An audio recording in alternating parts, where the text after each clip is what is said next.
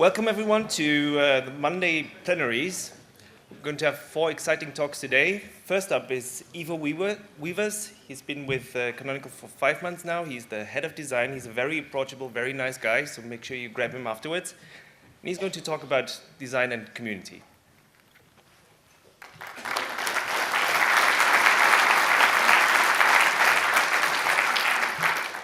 Hello everybody.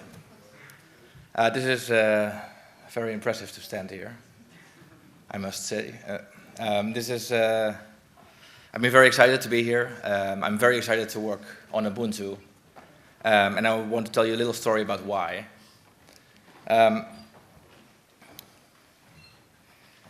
Last year, I was visiting Florence. And Florence is an amazing city. Florence is, for a designer, also a paradise. There's like beautiful architecture, smart architecture, there's art, and many artists are there. But there was another thing that's really fascinated me. This is a picture of Ponte Vecchio, which is one of the famous bridges in Florence.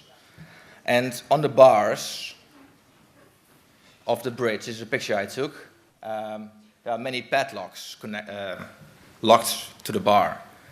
I don't know how many people know the story behind it. But what's really fascinating is that it started, the reason why people do it is to declare their eternal love with each other. So couples connect their padlock. It started 10 years ago with a very famous book in Italy. And they started in Rome, and it's translated very fast to Florence, and now even to other cities. So even like the bridges near our office in London already have padlocks. So what I really like about the idea is, like, you can argue about whether it's beautiful for the bridges or not, but there was a starting point, a philosophy that basically generated a whole movement across the world and where many people contributed. And I thought that was really fascinating, and this is also one of the main reasons why I joined and work on Ubuntu, because I think working all together and contributing all together and creating a worldwide movement is something that really fascinates me. So I really want to learn this UDS from you guys, how we can collaborate. That said, obviously we have I thought I'd take a metaphor from Denmark. Obviously there are many ideas everywhere. Everybody has very good ideas, but when we don't put them together in a good structure, we have the risk that we get into a system that feels like a pile of ideas that don't feel well connected together. I think where we have to get to is that we gather all the ideas that are living in the community and in the different teams and make sure that it gets one cohesive design that we can bring to market. So this, I think, is a much more structured design. And being a true designer, I think some color would also benefit, and making the user feel at ease, I think, is also a good thing to do. So I think it's really important that we get everything together and make it a very solid, cohesive structure that also looks very good and works very well. But there is a challenge there. The main challenge, I think, is that at the moment Ubuntu goes to different form factors. So we have Ubuntu on desktop or laptop. We have Ubuntu for Android. We have Ubuntu TV. And obviously we also saw the Ubuntu on the Nexus now. So we've seen that Ubuntu goes to different form factors, and and that said, there will be much more form factors coming up, right? So this is just one example. There are many examples. This is one example where TomTom or other nav systems were very popular, and then the iPhone came out. The TomTom sales dropped. iPhone went up. It's just 2 years ago that we saw, 2 or 3 years ago that we saw the tablets. There will be more and more devices coming up, so Ubuntu needs to be ready for that. We are now in 4 different form factors. We will be on more form factors. So that's a challenge. We also know that there will be very popular services that people will ask for. Consumers will ask for these services in order to adopt Ubuntu. And maybe they are not these services, but there might be other similar services. Skype is now almost 10 years old. Instagram and Pinterest, for example, huge user base, are not so old yet. And these kind of new services will come out all the time, and Ubuntu needs to be ready in order to incorporate them. But thinking about scaling to different form factors is a big challenge, and we see that now with Windows, right? Windows is going to bring their touch form factor to, they're going to merge it with the desktop, and there's a challenge there because users will interact with different areas in different ways. So addressing a different form factor is not an easy thing. This is an example of OS X, where Apple tries to incorporate certain touch paradigms into the desktop mail app. And when you go to full screen, you cannot do multitasking anymore. This is also a result of trying to converge the different interaction models. Multitasking is really important on a desktop. People do productivity tasks, so it's important to maintain that. And it's something that needs to be tackled.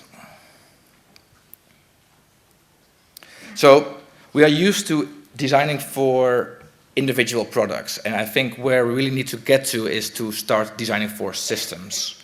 And with system I mean basically design something that scales well across different products. And that's an important change of mind, and I think we really need to get into that. And what do I mean with that? So this is a picture that was from my photography course, and basically the idea behind it is that there's one world where you look at, but there are different windows through which you look at that world. And I think that's a very interesting metaphor, because Ubuntu will be your world. Ubuntu will be the world of people. It's just different devices are different windows on that world. So I will have different ways I look at my videos, for example, on a tablet or on Ubuntu for Android. Or I look at my data in a different way. So it's a different angle, but it's still the same thing.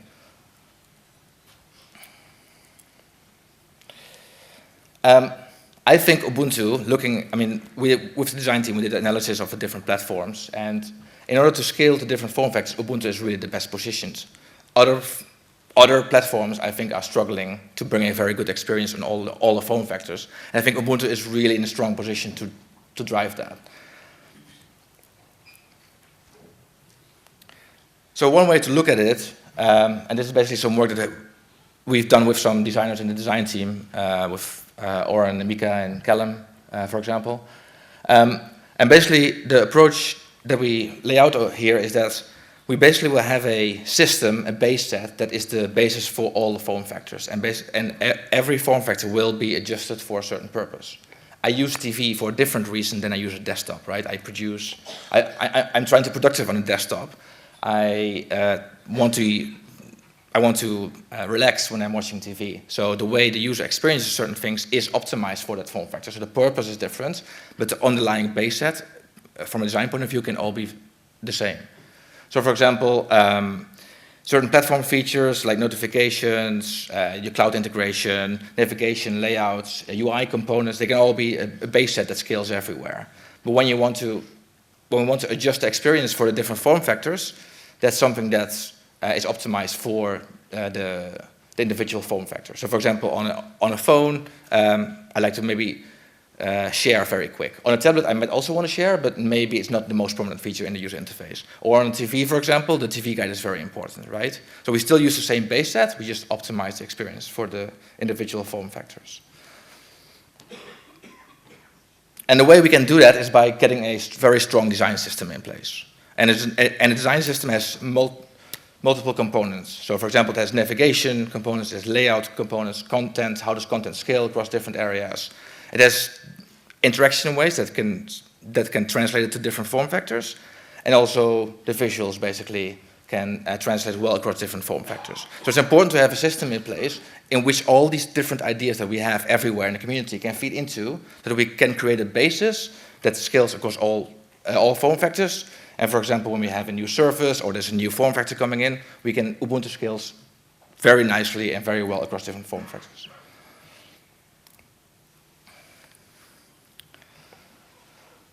So coming back to where I started, I strongly believe in co-creation. I think many people have very strong ideas. Engineers can have great design ideas. Designers can have feedback on certain coding mechanisms. I think working together is a very powerful tool, and especially when you have a lot of smart people, like here, I think we can get something great out of it. So I'm really hoping that we can establish and continue and improve working together with the design team and also the community. And then I'm very sure that we can get something really promising in place. So this UDS, we have a couple of sessions that look at several topics. We have a session on font design guidelines for the desktop. So basically, what kind of rules can we apply to make sure that the font is used our beautiful font is used in the same way across the different areas. We have usability testing on the new Juju GUI that was presented. Interestingly, we also invited a speaker from Lego that did a lot of work with their community and is going to talk to us tomorrow. And I think it's interesting to understand how they are approaching their collaboration with people in the world, and I think it's good to listen to that. So you're all invited to that session as well, of course. Then we have the 100 paper cuts, project cuts, new energy again, which I'm really happy with. And on Wednesday we have the design theater. So we got a couple of submissions. If you have some ideas that you want to be discussed with the design team, please submit them, and we can organize some good design discussions with design theater. These are just some sessions. Have a look in the schedule. We have some more design sessions coming up as well. So that's it. Thank you.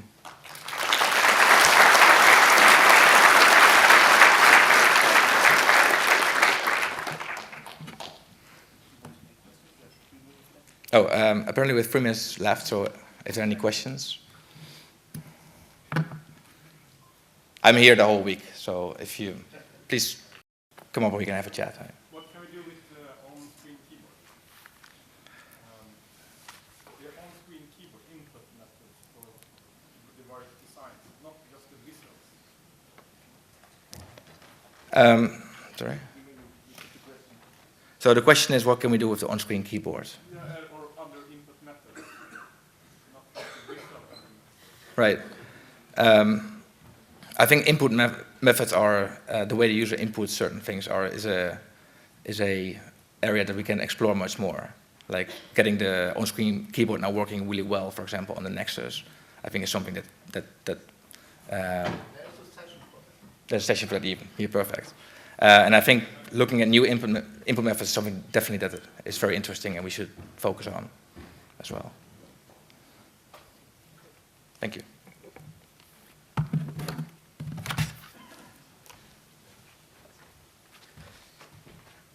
Next up, we have Drew Bliss from Valve. It's probably one of the most anticipated talks here, so give him a hand.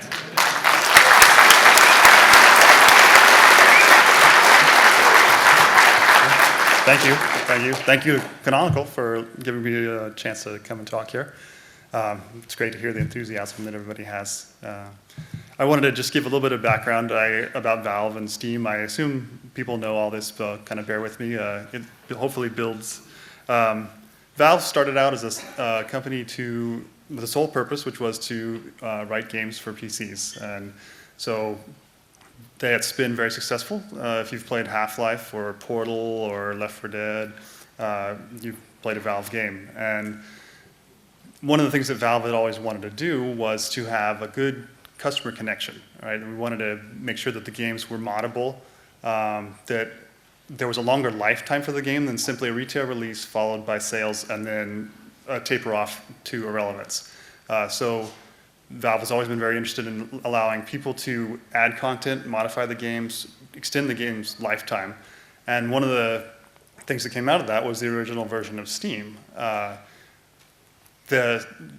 Valve was coming to the point in the game Half-Life 2 where they were looking at how they could do updating and delivery of content even more easily. And they wanted to set up an internet-based delivery system. And that was the genesis of the Steam system, which was a way to make that as easy as possible for people to get new content and to deliver patches and that kind of thing for the games. And that has grown over time, and now Steam is a full-on store. We sell games both from Valve and from other companies.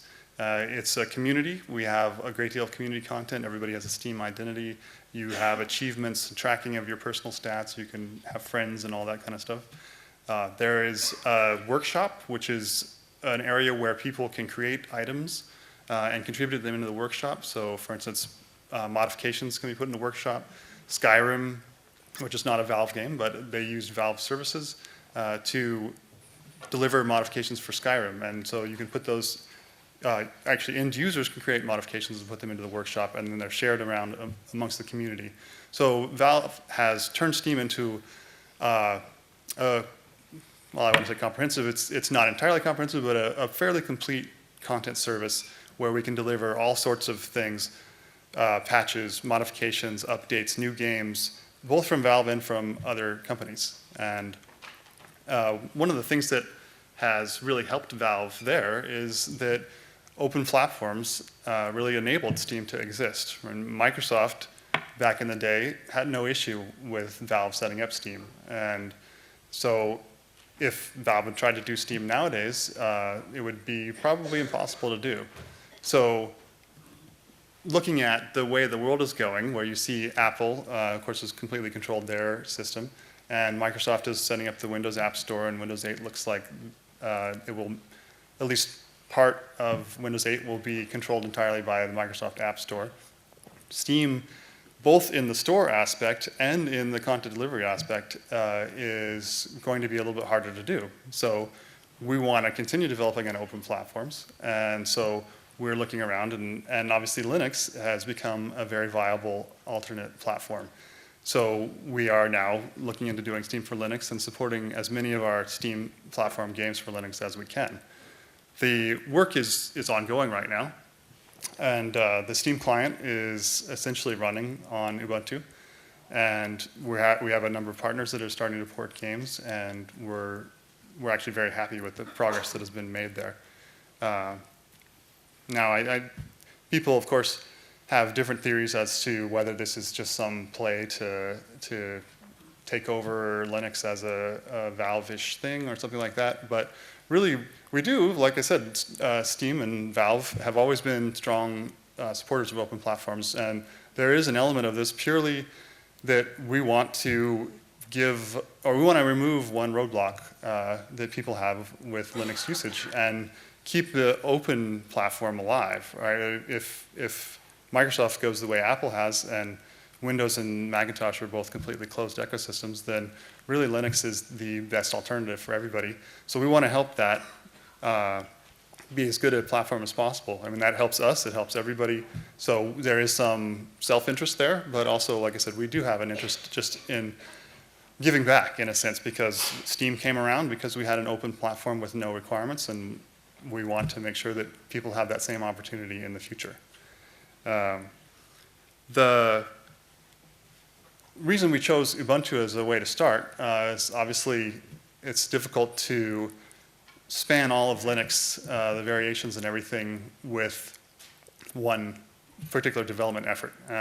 So we looked around and we were like, all right, which distributions have a broad user base, and they have a strong organization backing them, and they have a strong community. And Ubuntu was a very obvious choice. They're, of course, it's very widely used.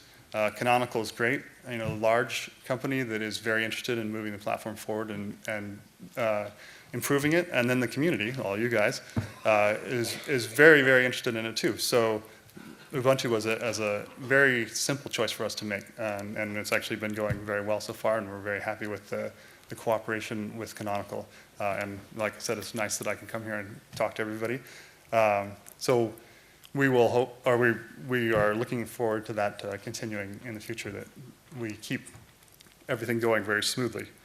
In terms of the status of the work, I don't know if people are familiar with the phrase Valve time. For a long time, Valve has not been a big believer in firm schedules, so it's kind of the opposite of Canonical's very strict schedule. So Valve tends to work on things until they're done, so we're working on it, and eventually it'll be done. It's looking like that will be sooner rather than later, but I can't give you any kind of firm timeframes.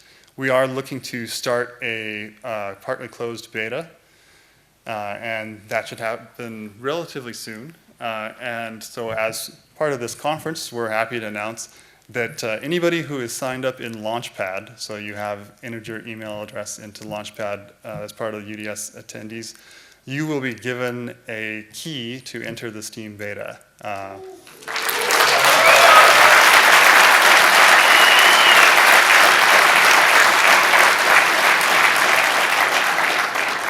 Thank you. That was an easy one to work out.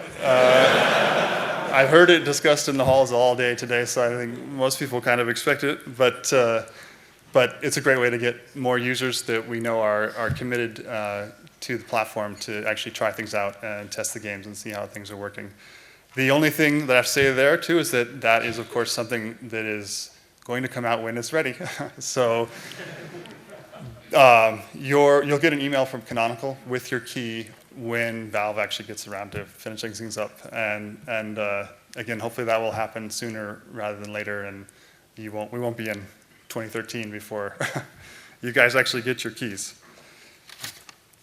So the other thing I wanted to talk a little bit about was just technology and things that we have encountered in our work for Valve games on Linux. And the nice thing about it, which I'm sure most people in the audience know, is that really the technologies aren't that different from the technologies that are already there. We didn't have to invent anything new.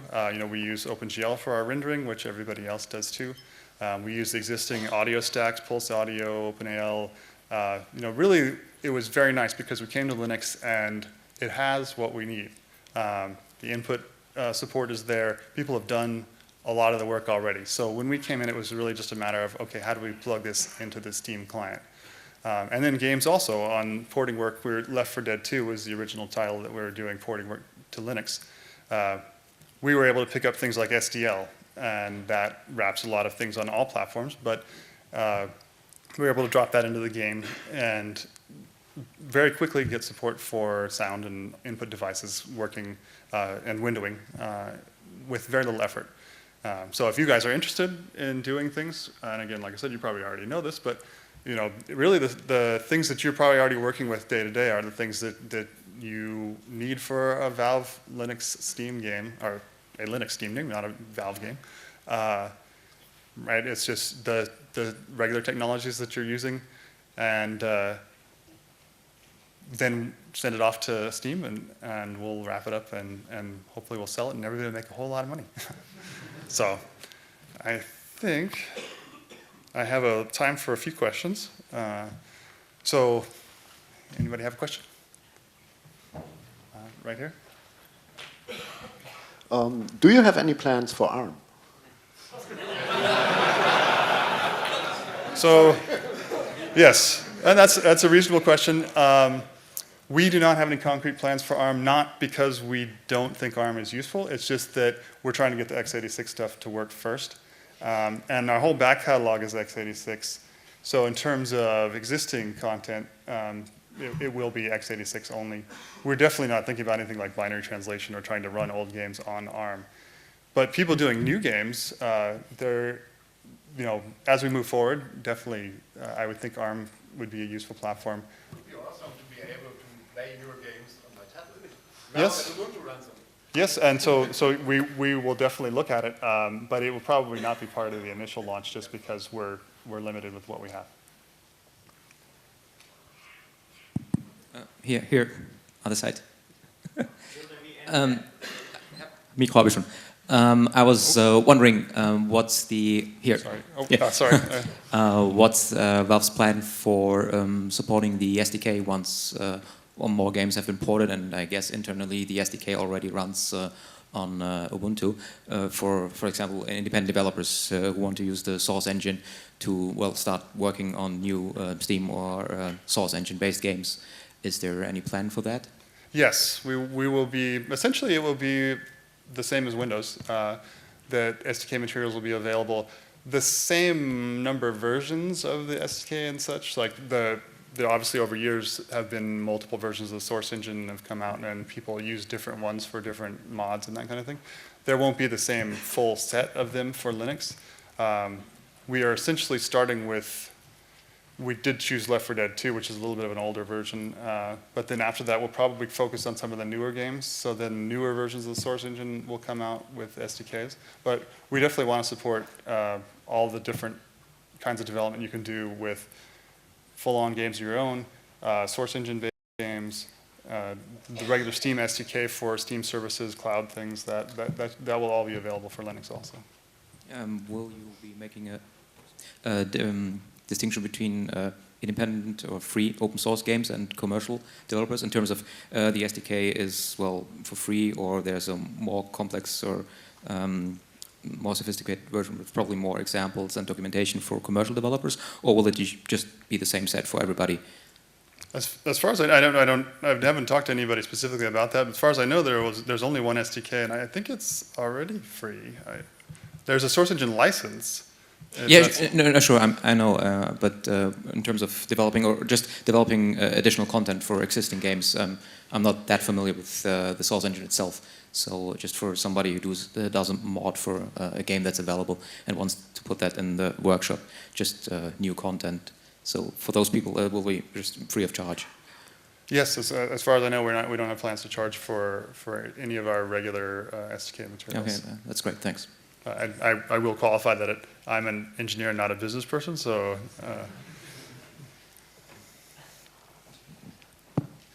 Will there be any Team Fortress 2 hats? There's another rumor that's been going around a lot, and I can't say anything about it, unfortunately. I don't know what the situation will be for that. Sorry. No, but on a more serious note, what about copy protection? I know there's been some issues when we use some games like, especially Left 4 Dead 2 online. Will there be copy protection on Ubuntu as well? It's up to the developer. Steam will not require copy protection for anything. It doesn't require copy protection on Windows either. If a developer wishes to use a copy protection system with their game, then they can. We can't stop them, really. However, we do always encourage people to use Steam as their authentication mechanism. And there's some simple, lightweight things that tie a game to Steam that we suggest using. But each publisher makes their own decision. No, but I know that Portal 2, for example, had a very heavy copy protection. And that was also just so that you could test your own copy protection mechanisms. So Valve does have, like I said, a very simple wrapper, which is not serious protection. It's just intended to prevent casual copying. And we will do something like that for Linux. But for real industrial strength copy protection, again, it will be up to the publishers. Valve, as far as I know, has no equivalent of secure ROM or something that is a complete route to user solution for copy protection. Will you be supporting LTS releases or just the stable release? So the question was supporting just LTS or supporting LTS and stable? Yeah, what will you be supporting? Which releases? So there's not a final decision on exactly what we're supporting. We started with 1204, and there are people at Valve that are running 1210 right now. We expect that people will run Steam on all kinds of things. That we aren't going to have a lock in the Steam client to say if you don't run on this exact version of Linux, stop. There will be certain blocks to try to prevent you from running against bad drivers and that kind of thing, but we are expecting people to run it on all kinds of non-Ubuntu, whatever mix of thing they happen to come up with. Support across all of that is a different question. We probably won't be able to give much support for arbitrary distributions. We will probably confine our support to LTS releases or a small set of releases.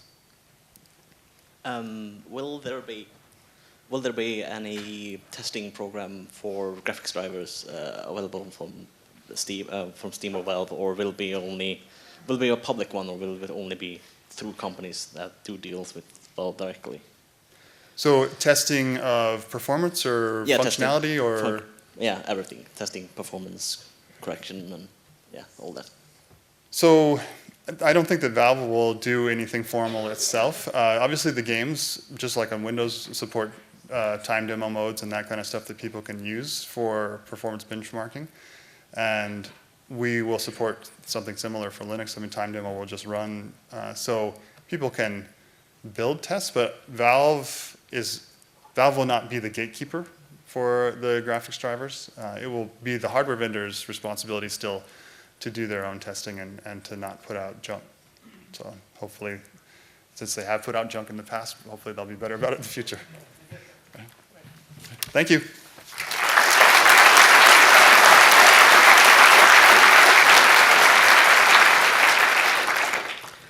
Next up is fellow community team member, a good friend of mine, David Planella, who's going to talk about Ubuntu app development.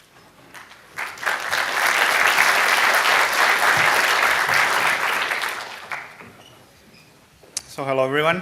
I hope after Drew's talk you're all awake. That was a very interesting talk. I'm very excited about Valve joining the Ubuntu family, and for the part that it relates to Ubuntu development as well, or app development as we call it.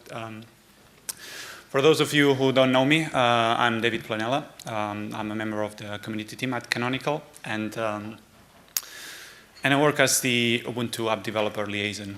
What that means is that my mission is to make sure we grow a community of people who are interested in creating applications for Ubuntu that run on Ubuntu to be delivered to our users. And what I'll be talking about is what we're trying to do, or what we're going to do to achieve that goal. So the first thing that I'd like to talk about is why app development is important. You'll see that at this UDS we've got a dedicated track for app developers, and I'm also very excited about this because it is work that we believe it's very important, and we've committed resources to cover the whole ecosystem of applications. We've got basically what we've got is a cross-team or not development, but a cross-team effort to ensure that that we've got a good app developer story. So I've been working from the community team side to cater for the needs of free software developers. Mike Hall from the community team has also been working on this. John Wagan has also been working on this, and we've got a team of individuals that are part of the consumer apps team, who basically make sure that also the needs for commercial app developers, those developers who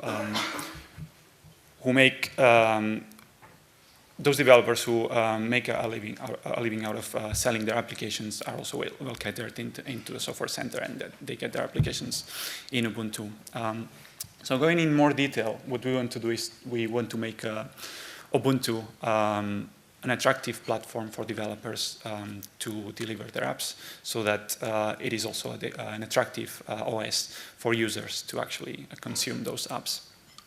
And what we've been talking about is what we call the virtuous circle, or this kind of feedback loop that's got two factors that reinforce each other to get like a joint effect that is not also sustainable, but well, basically amplifies the effects.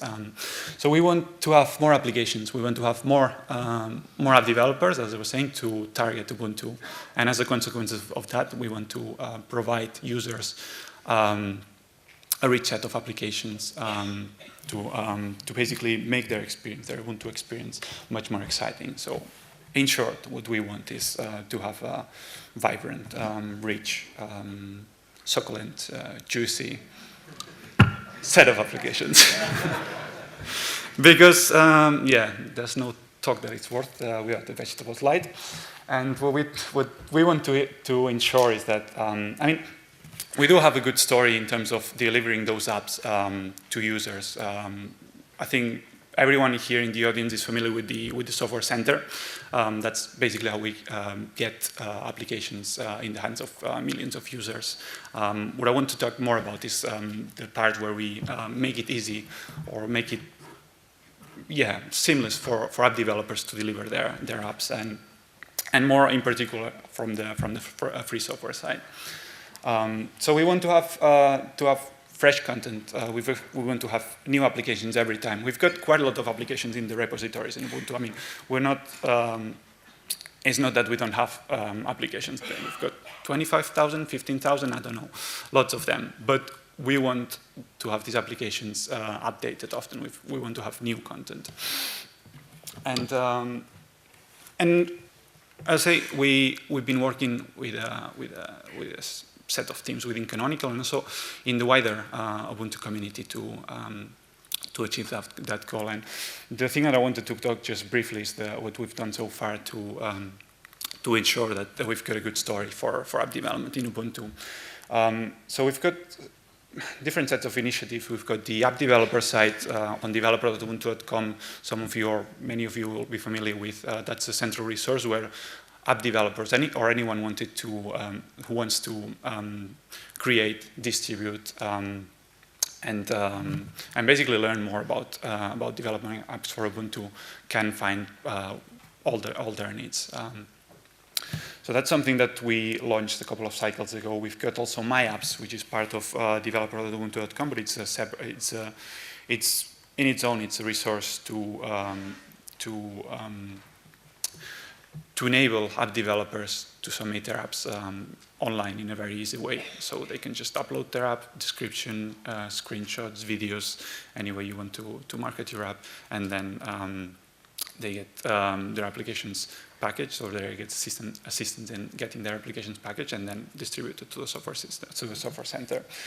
We've also been working in community initiatives. We've run the App Showdown, which was a contest for to develop an app in 3 weeks, which I'll be talking about in a minute.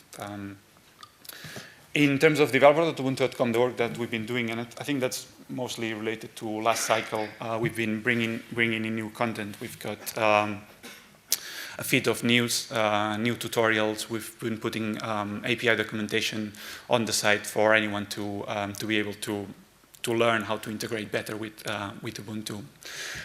We've been also working on growing a support community. So if you're a new, well, not only if you're new, but even if you're an experienced developer, you can find the answers to the most common or even the most obscure questions. You should try that. That's pretty impressive. And I should mention that that's Ask Ubuntu. On My Apps, we've seen service improvements. We've been seeing the backend working much better to publish applications. One thing that I'm also very excited about is the Humble Indie bundle work. This is something that's been really, really amazing. Getting all those games published in Ubuntu, working in Ubuntu seamlessly, and being installed through the software center. I think that's pretty amazing. So I mean, kudos to the consumer apps team who did this work. So big round of applause for them. Yeah. Another highlight from My Apps has been the automatic packaging. So we've got it in a state that it basically creates packages automatically for a set of backends, in particular PDFs and binaries, which is also pretty exciting stuff. And the App Showdown, I said I wanted to talk about this as well. So this was a really, really positive surprise. That's basically not what we did. This is for comedy purposes. But we were blown away by the submissions that we got. We were expecting like a few applications. You have to think that this was a contest run in 3 weeks. And we were thinking that, yeah, people would write their apps, would submit their apps, but there will be like applications with limited functionality. But instead of this, I mean, what we got was this. Look at that. That's pretty awesome. We got applications that were really, really professional grade, really, really clean, really applications that you wouldn't think that were developed in 3 weeks. They were applications that you would run it on your day-to-day machine. The one that we're looking at right now is the winner of the competition. That's Lightread, an RSS reader. On the background, we've got Pixo, which is a game to create puzzles. And we had also as a winner Fogger, which was an interesting application, which because it kind of complemented the way, well, not complemented, but it worked in parallel with the work that we've been doing in web apps. The guy that did this work made his own implementation of an alternative implementation of web applications, which was quite interesting to see. The numbers are quite impressive as well. So as I said, we had 3 weeks to create an app. We had 150 applications submitted, which was pretty cool. 130 of these were qualified for the contest, and we had 300 Ask Ubuntu questions. You can see the graph there. That's the number of questions that we got like every day on Ask Ubuntu, and I guess you can tell which dates the contest happened. Yeah. So anyway, that was the phase that we got, the community team, when we basically learned how many applications we got. And I think it pretty illustrates how we ended up like with a frozen smile, as in, oh my God, we don't want any more applications. That's too much work. So yeah, but it was a good problem to have. Anyway, in terms of the journey ahead, what we want to do to continue this growth, to continue this, to make it easier for app developers to submit their applications to Ubuntu and to get them published. From the contest, we learned some challenges, mainly that it is pretty difficult to scale when you've got a human review factor in there. The Ubuntu App Review Board, or the ARB for short, are a team of individuals that have been doing great work in reviewing applications and getting them approved for publishing into the Software Center. This is related to free software apps. For the consumer apps team, we've got a different story. We've got a dedicated team of individuals in Canonical that are taking care of the packaging for the commercial side. So that's all well catered. But for the community side, for the free software at no cost applications, we've had challenges in getting up to speed in terms of capacity. We've got like lots of applications, and it's really difficult to find time. I mean, you have to think that these people are volunteers. They're committing their free time to help Ubuntu, to make Ubuntu succeed. But and they've been doing really good work, but we need to ensure that this process scales. And also, applications need to be delivered in a secure way. We want applications, even if we were to reduce the level of review, we want applications to be solid and secure when they reach the users. So what we did to improve this situation was, as we do in the community team, we sat down and looked at the challenges and looked at how we can basically overcome them. And what we thought is that we really need a new app developer process to be able to cross this path between the app developer's hands to the user's hands in a really streamlined way. What you see here is the introduction of a specification that we wrote. It is pretty detailed, and we got feedback, we got input from many people, many teams within Canonical and in the wider Ubuntu community. We wrote this specification with their help, and also we modified it according to their feedback. Especially, I'd like to thank Michael Hall for helping putting it together, the security team, the foundations team, and everyone on the Ubuntu Develop mailing list who helped with their feedback. We'll be hearing more about this process in at this UDS. We've got a presentation. I think it's just after the plenaries today, and we've got an extra session for feedback to put into the spec. I'll just quickly go through the diagram because I don't think I've got that much time. But basically, what we're looking at is to use and build upon the tools that we've already got, build upon the machinery and the infrastructure that we've got to publish the apps. So we'll be using familiar tools here. You'll see my apps on the client side, and we want to automate and provide some sandboxing so that these applications are really enclosed in the system and don't interfere with the rest of the system.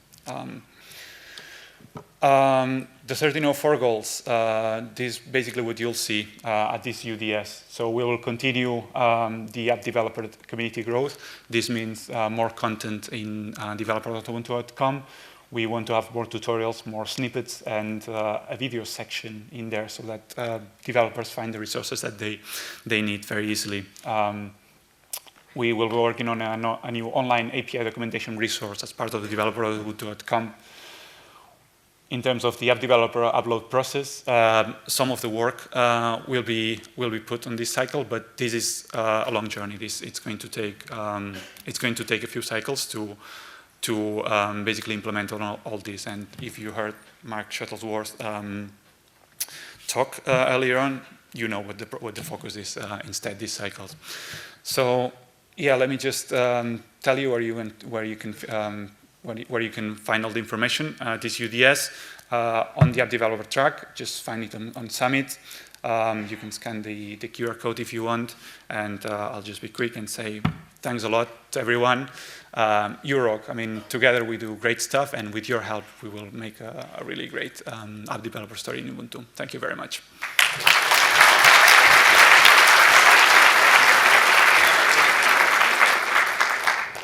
All right, next up is Nick Skaggs, Martin Pitt, and Martin Bratzik.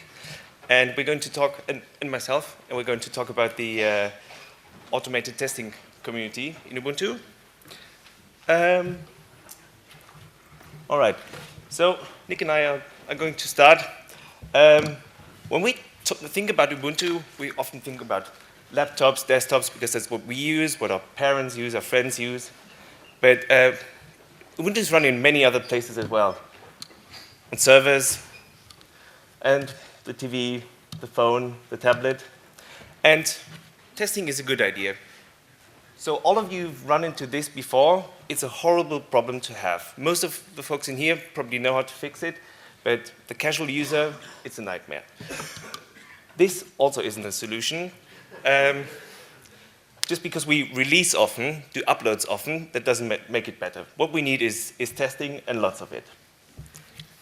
So basically, we want to be more proactive with our testing instead of reactive. So we've got this lovely graph here, and you guys have all seen the lovely A-ports message before, you know, when an application is crashed.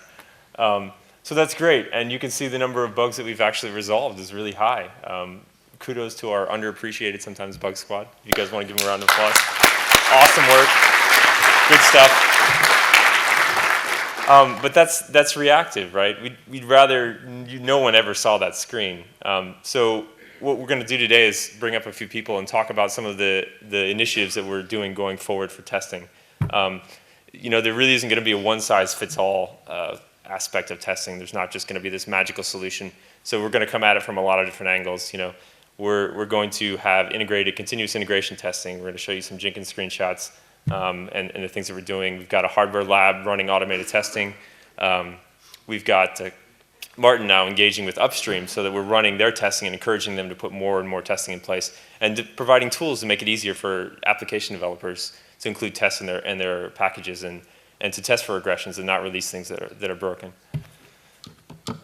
So as you can see, here's a couple screenshots of some of the goodness that we have running now, and a screenshot of the hardware lab. So first up is Martin Pitti, and he's going to talk about auto package.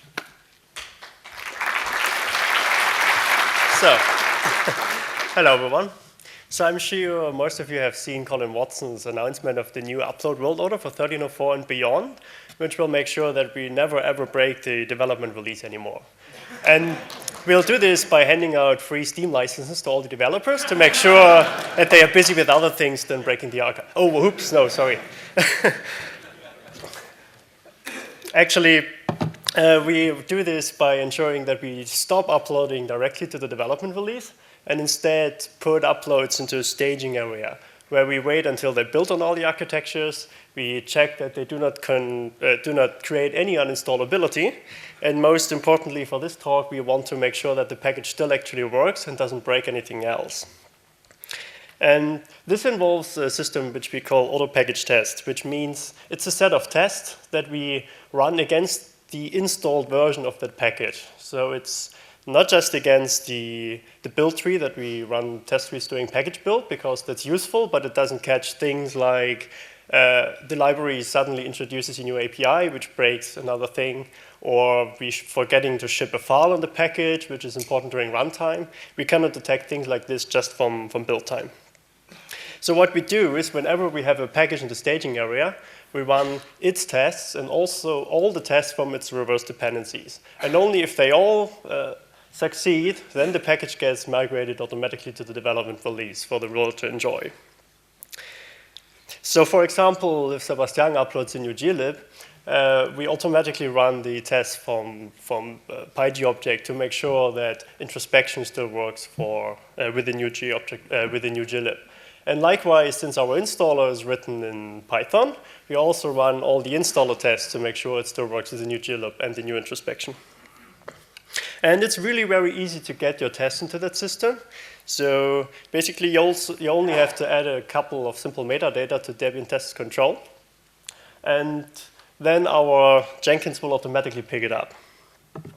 So what you see here is our Jenkins list for all the packages that currently have auto package tests. So you see the URL at the top.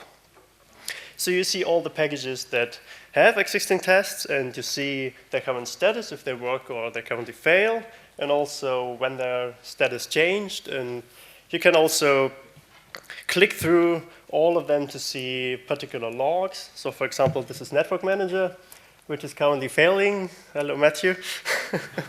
So you do not just see whether it works or fails, but you can also go in and look at all the logs and the standard output and error from all the tests, as well as you will also get the .crash files. If anything crashed during the execution of the test, you will see the app data, which is really useful to have. And it's really easy to reproduce the environment that these tests run in, so there is no excuse for not reproducing those bugs. Right. But while we made great progress on the never break things front and precise and quantal, this is still not quite the result that we eventually want to go to. Because the feedback cycle between an upstream developer making a bad commit and the time it takes to release a new upstream version and get this package into distros, and then someone at the distro level eventually noticing that this breaks something else and reporting that bug back to upstream can still easily take a month or even longer. So what we really want is feedback at the commit level. If I make a bad commit to an upstream project, then in the next 15 minutes, I want to get back an email that says, hey, you just broke this functionality in gedit, or you just broke Samba mounting in Nautilus, or whatever. And at that time, the developer will still have all the mental context in his head and can investigate the problem immediately instead of making a release with that bad commit and so on. So this is, to a large degree, a social exercise, of course. So you need to engage with upstreams and convince them that test-driven development is a good idea, and of course also to encourage them to maintain test suites and so on. So we are really happy to help upstreams with setting up tests. And as we all know, writing the first test is so much harder than adding the 10th to an already existing test suite. But of course, 2 or 3 people cannot maintain all the tests in the world. So eventually we want to get upstreams to enjoy this process and maintaining it by themselves as well. And it's also a technological exercise. So many tests are really incredibly hard or even impossible to write right now. So this particularly affects tests regarding hardware or the plumbing layer, or we still haven't really found the convincing answer to doing graphical user interface tests. So this is stuff that we put some resources in and some research in. For example, I recently worked on a project to mock arbitrary debug services so that you can write user interface tests which just set up an environment like pretend you've got 2 batteries and one of them is low on charge, or pretend that Network Manager reports that we've got a 3G connection and a Wi-Fi with those properties and so on. And then you can write tests for indicators or GNOME settings daemon and so on. And this hasn't really been done before, so this is something new. And I'm also working on a research project to mock hardware on the kernel level so that you can test things like a particular G-photo camera or media player, PTP, MTP devices, or eventually even monitors. so that we can write tests for multi-monitor support, also stuff that breaks all the time.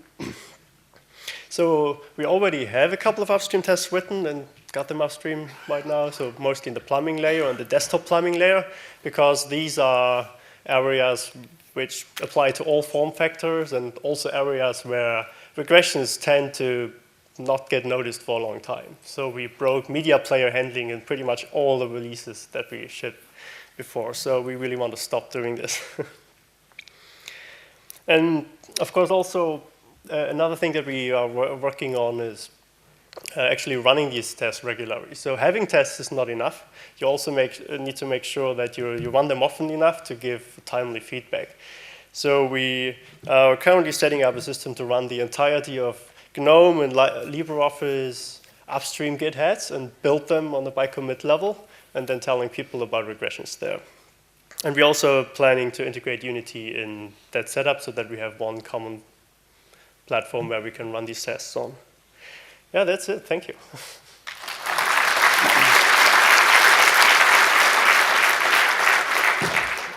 Okay, awesome. And now Tommy is going to come up and share with us about Autopilot and all the new cool stuff that you can do. Thank you. So I haven't met many of you. My name's Tommy Richards. I'm one of the quality engineers attached to the Unity team, which in practice means that my job is creating tooling and anything that's missing in order that we can make sure that Unity is the best it can be in terms of quality. Unity is a very interesting application to do this to, because not only is it a huge and complex piece of code, but it's also the primary interface between everything inside Ubuntu and you, the user. Right? By default, when you boot Ubuntu, you're using Unity. If something's broken in Unity, if it crashes, if there's bugs, if there are design flaws, you're going to be pretty unhappy.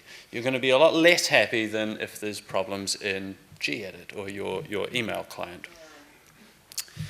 So a large part of what we do, I should put this on, a large part of what we do is we test that the interaction between Unity and the user and the interaction between Unity and different applications is working like it's supposed to. The way we do this is we simulate a user mashing the keyboard using the mouse.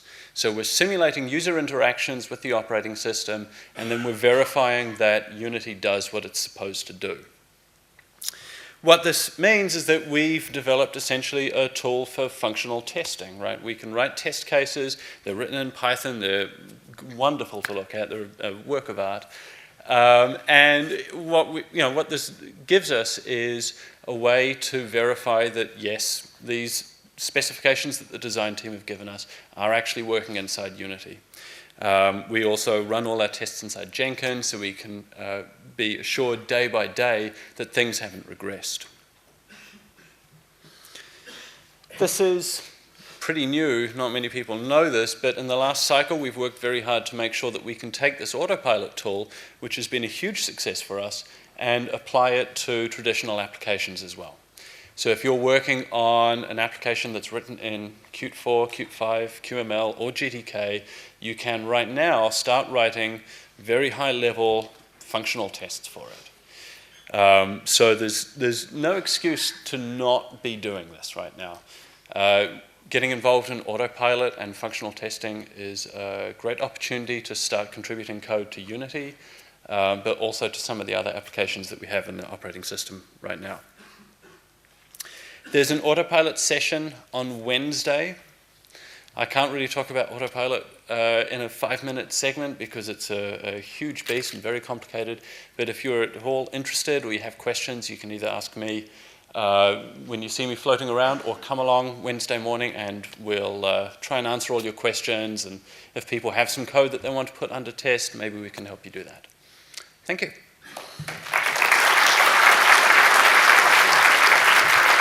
Thanks a lot, Tommy, and sorry for getting your name wrong. So we're serious about testing. As you can see, we're lots of different teams using automated testing, and we want more of it. And it's a great way to be involved in Ubuntu, because we basically make sure that functionality is always there. It never breaks. That's what we write tests for one single time. We have lots of events coming up. We're going to start tomorrow night at 7, the Ubuntu Testing Extravaganza, where we're going to have a workshop, a hackfest, a competition, and lots of lightning talks about all kinds of automated testing infrastructure and technologies. And if that doesn't win you over, we're also going to have pizza and beer. Daniel will be there. You as well. And we're also going to talk a lot about Utah at Tuesday and Wednesday from 10 to 12. Utah is the Ubuntu testing automation harness. So if you want to know more about that and how to use it for your projects, be there. And as Tommy mentioned, autopilot training on Wednesday. Yes. Do you want to talk about it? Oh yeah, yeah. And if you need another reason besides Daniel, myself, pizza and beer, I don't know why else you need something else. We're also having an actual competition, so you can go to the wiki there and take a look. We sent this message out to UDS Announce as well. You may have seen it. So the link's there as well. And basically, we're going to provide a Ubuntu prize pack, if you will, for the 2 winners. We'll be basically taking a look at all of the tests that you folks write this week, and then we'll determine a winner, one for each type of test case. And you have until Thursday, and we'll announce the winners Thursday, maybe during plenaries. Yeah, sounds good. All right, perfect. So hope to see you there. Thank you.